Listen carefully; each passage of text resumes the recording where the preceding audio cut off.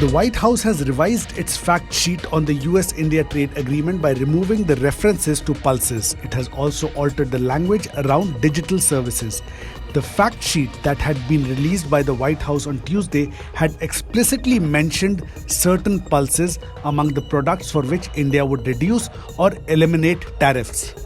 The statement had read, and I quote, "India will eliminate or reduce tariffs on all US industrial goods and a wide range of US food and agricultural products, including dried distillers grains, DDGs, red sorghum, tree nuts, fresh and processed fruit, certain pulses, soybean oil, wine and spirits, and additional products," unquote.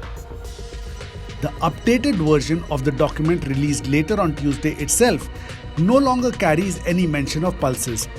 The new statement reads, and I quote, "India will eliminate or reduce tariffs on all US industrial goods and a wide range of US food and agricultural products, including dried distillers grains DDGs, red sorghum, tree nuts, fresh and processed fruit, soybean oil, wine and spirits, and additional products," unquote.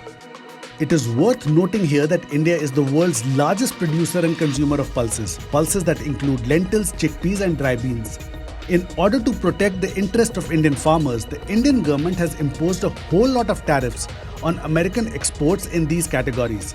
The revisions in the US fact sheet decisively point to the fact that New Delhi has been successful in pushing back on these characterizations.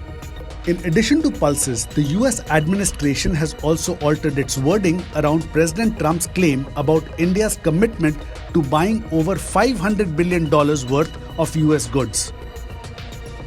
Earlier version of the fact sheet read, and I quote again, "India committed to buy more American products and purchase over $500 billion of US energy, information and communication technology, agricultural, coal and other products," unquote.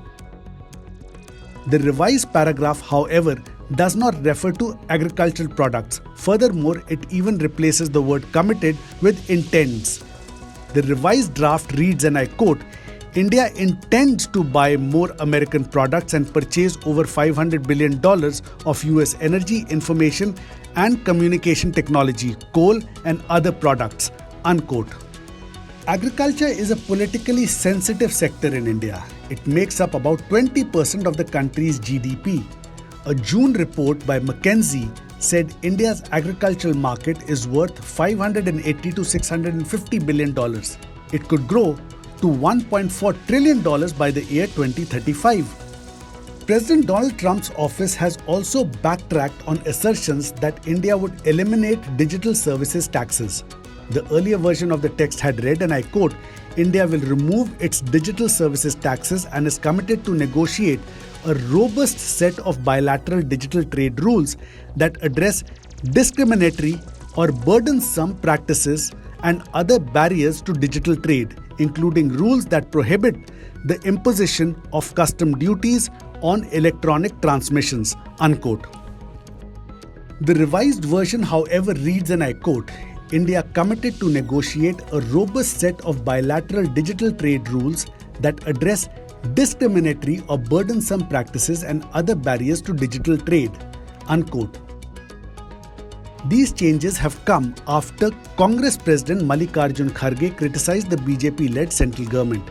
He had said the interim trade agreement with the US harms the Indian farmers, cattle owners, and even the textile sector.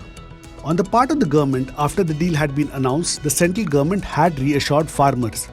Commerce Minister Piyush Goyal had said that farmers are fully protected. He had said India has not fully opened the farm sector. He added that sectors where India is self-sufficient are not part of the deal. जिस प्रकार से हमारे किसानों के हितों का संरक्षण किया गया है, पूर्णतः संरक्षण किया गया है, किसानों का, डेयरी का, उसको मद्देनजर रखते मैं मानता हूं ये जो यूनाइटेड स्टेट्स और भारत के बीच जॉइंट स्टेटमेंट कल देर रात फाइनलाइज हुआ, विश्व के समक्ष रखा गया, इसका देश के कोने कोने में स्वागत हुआ है।